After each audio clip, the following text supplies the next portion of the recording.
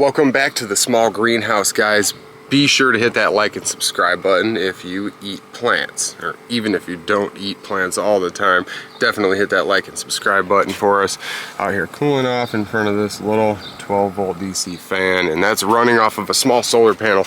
This little sucker actually cools me off pretty good. It's putting a lot of breeze past my sweaty head there, so it is definitely very hot. We've got high humidity, 95% humidity, showing 89 degrees. It's really about 93 out, but we just watered in here and cooled everything down with that. We really don't share a whole lot from this little greenhouse, trying to give a good clear view of it here. So this is our little shade house. It's very, very shady. We've only got a little bit of sun peeking through at the end of the day. So the whole day, when it's very, very hot, it's pretty well shady in here and shaded out enough to be a propagation house, or just be considered our shady propagation house here. So we've got lots and lots of plants. I just want to pan over all these. We got our figs and mint, and we've got stevias and stuff, always with the house plants. My wife likes to get all those. Just tons of hyssop, and we've got some of our blackberries in here, and they're starting to flower. They were seeing some flea beetle damage or something was getting to them, so I brought them in here for a little protection. I wanted to observe them. So we've got lots and lots of plants in the greenhouse and the aquaponics.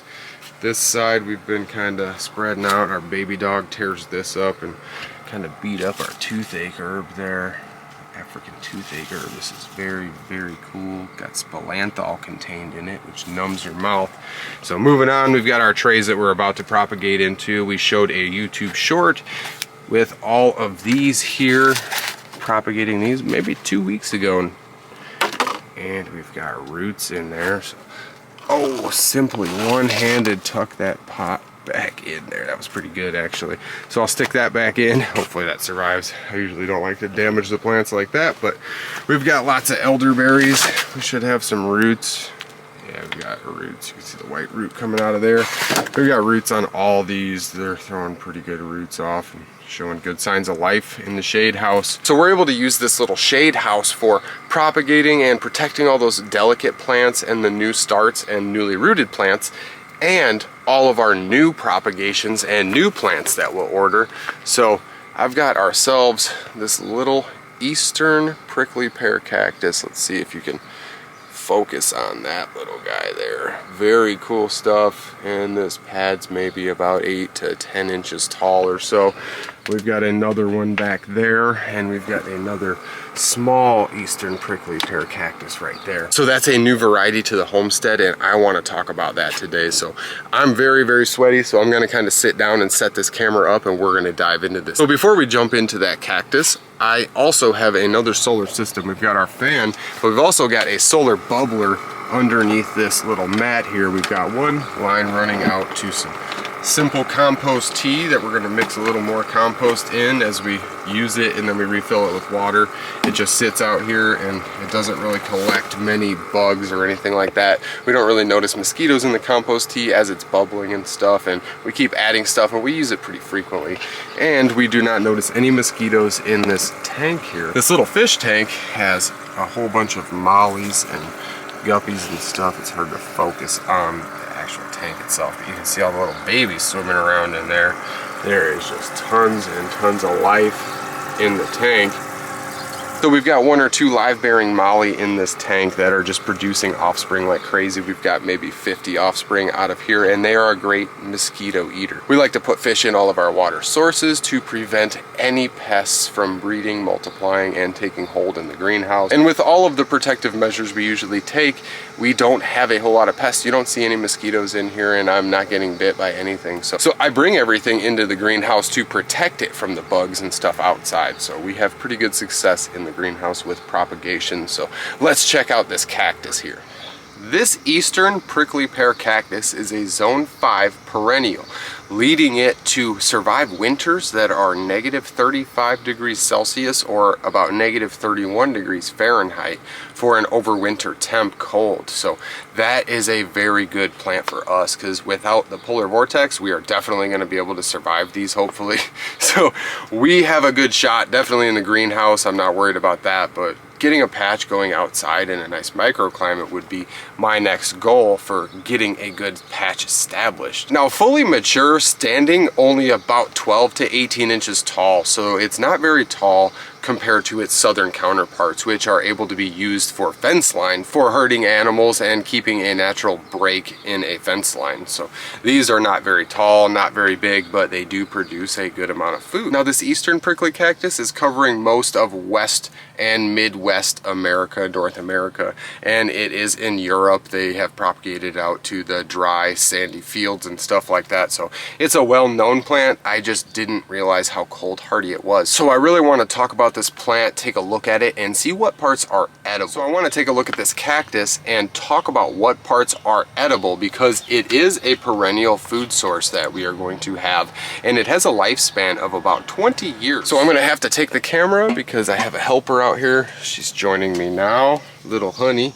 So she is a wild one, so she'll knock the camera over, so it's going to get a little more blurry and bumpy as I hold it, and it's not positioned in a fixed spot. So what I'm talking about is this cactus, and I want to talk about the edible parts of this cactus. So we've got this pad here, and then we've got the fruit that are produced from it also.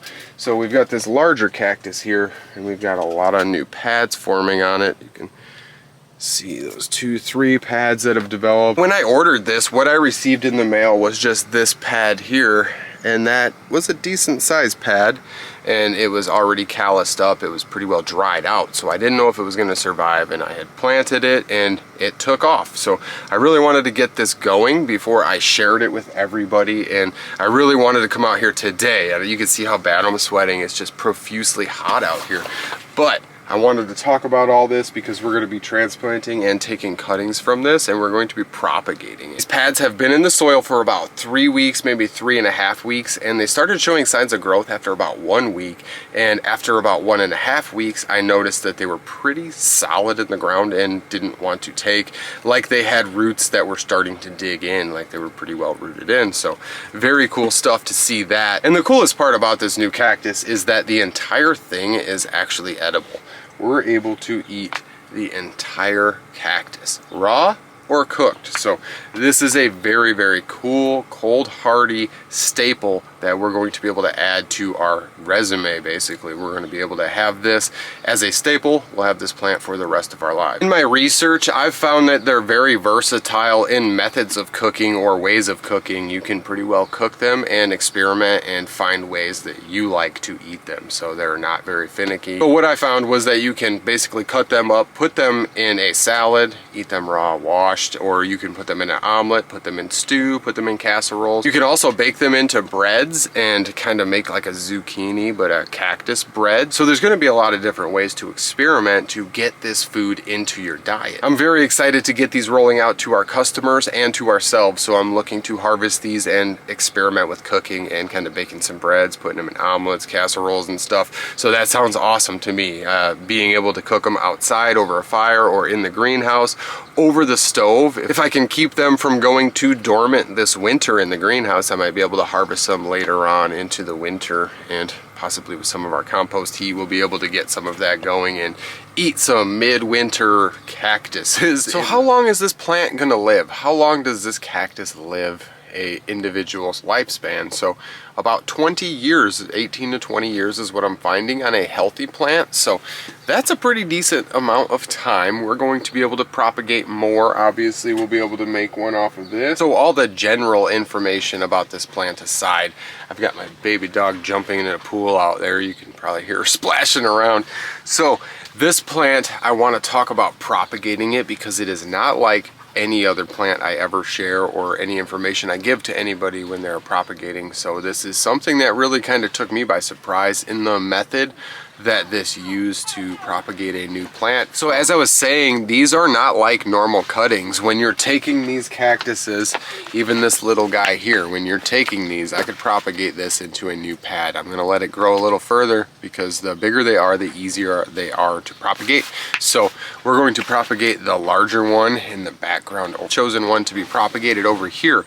So that being said, we are not going to treat this like any other cutting. It is not like our normal cuttings where we go right into water or right into soil. It is not going to be put anywhere. We're basically going to go against everything I've ever taught anybody, and we're just going to leave this cutting sit, and that is crazy. We're just going to let it sit.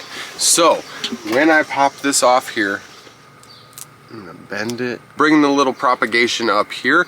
We are able to cut this, or you can just pull it and bend it kind of gently. I find myself without my snips very often, or my pruners, so I find myself just kind of bending folds over and kind of breaking branches or leaves off very gently, and it really does work. So you don't always have to use scissors or cutters, as long as you take a natural approach to breaking them off and you don't completely damage everything on the way out. So this is going to be left out. You can see that little hollow spot, and it's not focusing the best on that there, but it's nice and juicy. So we are going to let this little wound callus over, and it's going to basically look like an aloe vera.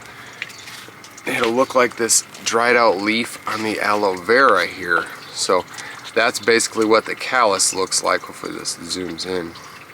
So that little callus will start to harden over, and we're gonna leave this for a matter of 3 to 4 days and observe it. We wanna keep it in a cool, dry area so it doesn't have excess moisture. The reason we have to let that cactus harden its wound over and let it callus is because they are not able to control the amount of water. So let's say we stick this in a pot, it's sitting there, we come and water it, it's going to swell and swell and swell and drink because it does not have a calloused over membrane that it would naturally form when it breaks off naturally in the world. So since we have the controlled environment of the greenhouse, we're able to control the water intake, and we're able to control whether this callus is over before we put it in the soil or not. So we're going to let this sit for a few days. Actually, we might take it inside in our air-conditioned house or put it down in the basement in a cool area to let it just callus over for 3 to 4 days. So I may make a part 2 video to this after this callus is over, and we can come back and check it out, and then we can pot it up and root it, and we'll see where our other ones are later on. So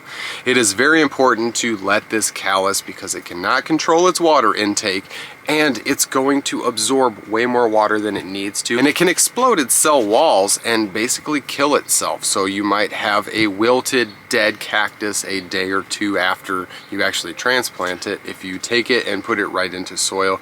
If you put it in really dry soil, you might be able to get away with it. But with the first one that I experimented with myself, I found that just setting it on a dry paper towel in a dry, cool area and just letting air blow over it and stuff like that is going to allow it to callus over like it normally should. This is such a cool cactus here. I cannot wait to try all of these. I really want to take a bite of this, but I'm going to save it. We're going to propagate them out, and then we will wait till we have a nice big harvest of them and we can try them, and we'll make a video possibly of cooking or eating them raw. We'll see. So I'd like to thank everybody for checking this out, and if anybody has any questions on this eastern prickly pear, hopefully we can propagate enough that we can share with everybody at our local farmers market also. Huge shout out to my subscribers. I'd like to thank everybody for watching all these videos and sticking with us along this journey. This is just one more plant we're adding to our food forest. So trying to protect the camera from these guys all the time is not easy, and having them for film crew is quite